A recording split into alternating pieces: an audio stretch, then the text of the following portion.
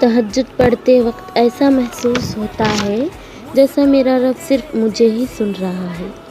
تہجد کی دعائیں جب نصیب کے روبرو آ کر کھڑے ہو جاتی ہے تب کچھ بھی ناممکن نہیں رہتا۔ تب چار سکون کی صدائیں گونجتی ہے، تہجد کا خاموش سجدہ اور زار و زار بہتے ہوئے آنسو اللہ کبھی ضائع نہیں کرتا۔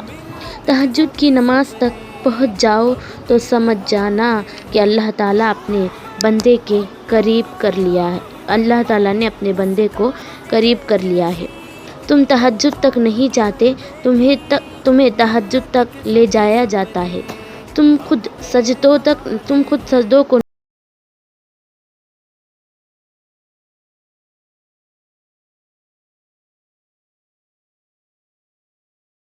ملاقات کرتا ہے، وہ نیند سے بیدار ہو کر اپنے رب کے آگے جھکتا ہے، مگر ضروری نہیں کوئی تہجد پڑھتا تو محبوب کی محبت ہی مانگتا ہو، کیونکہ وہ